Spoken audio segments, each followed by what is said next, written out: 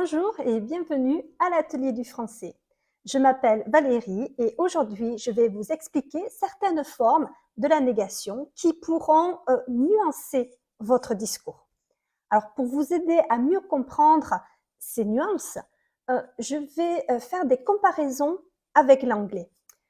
J'espère que cela vous sera utile. Il s'agit d'un cours de perfectionnement dédié au niveau B2 et plus et que j'ai préféré décomposer en 2 vidéos. Alors aujourd'hui, nous allons d'abord décliner toutes sortes de termes négatifs en français et en anglais. La négation qui encadre un verbe, la négation employée lors des temps simples et les temps composés. Puis nous terminerons par des activités. Paul ne voyage pas en train. Paul ne voyage jamais en train. Paul ne voyage plus en train. Paul ne voyage pas toujours en train. Paul ne voyage toujours pas en train. Pour s'assurer que la négation soit bien formulée, on dit que le verbe est pris en sandwich. Si toutes ces phrases expriment la négation, il s'avère qu'elles sont nuancées et qu'elles n'expriment pas la même idée. Paul ne voyage pas en train. Ok. Paul ne voyage jamais en train. C'est très similaire. Ok. Paul ne voyage plus en train. C'est fini. Paul prenait le train, mais c'est fini. Paul ne voyage pas toujours en train. Il voyage quand même en train. Paul ne voyage toujours pas en train. Il est dans l'attente de prendre le train. Il n'a pas encore voyagé en train. Il y a donc plusieurs manières d'exprimer la négation. Et pour mieux comprendre ces nuances, comparons-les avec l'anglais. Une négation simple et basique est formulée par ne pas. Le contraire de encore est ne plus. Le contraire de toujours est ne jamais. Le contraire de souvent est ne pas toujours. Le contraire de déjà est ne toujours pas. Il existe d'autres expressions pour exprimer et nuancer la négation. Paul ne voyage pas beaucoup en train.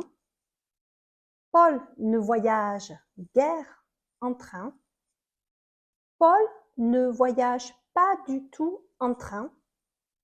Paul ne voyage pas encore en train.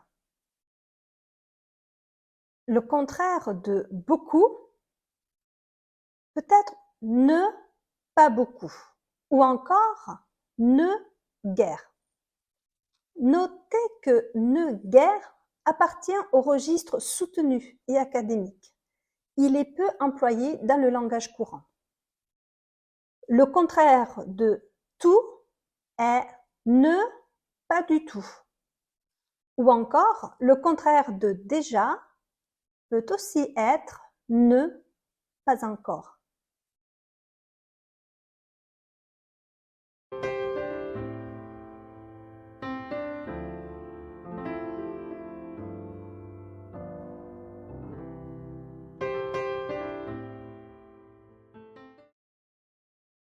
Julie a raté le dernier train. Elle n'a rien mangé ce soir. Il n'y a aucun train en gare. Il n'y a personne pour l'aider. Elle n'a nulle part où aller. Rappelez-vous, ne devient N apostrophe devant une voyelle. Le contraire de quelque chose est ne rien. Le contraire de quelque, un, plusieurs, est ne aucun. Le contraire de quelqu'un est ne personne. Le contraire de quelque part est ne nulle part.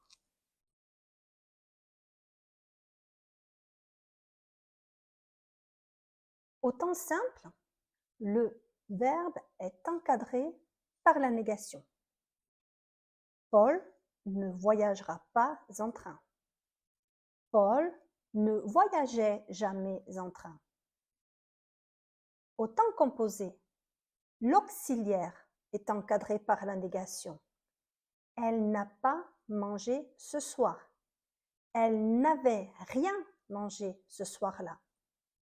Attention, la majorité des termes négatifs encadrent le verbe ou l'auxiliaire, sauf avec personne, aucun, nulle part. Elle n'a vu personne. Elle n'a pris aucun train. Elle n'est allée nulle part.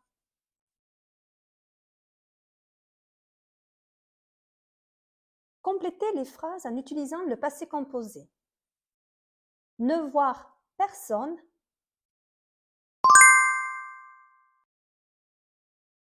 Ne rien manger. Ne rencontrer aucun. Ne plus parler. J'espère que cette vidéo vous a plu. Vous trouverez d'autres activités et une fiche récapitulative dans les commentaires sous cette vidéo. N'hésitez pas à vous abonner à notre chaîne L'Atelier du français et à explorer nos autres capsules pour devenir des pros du français. À bientôt!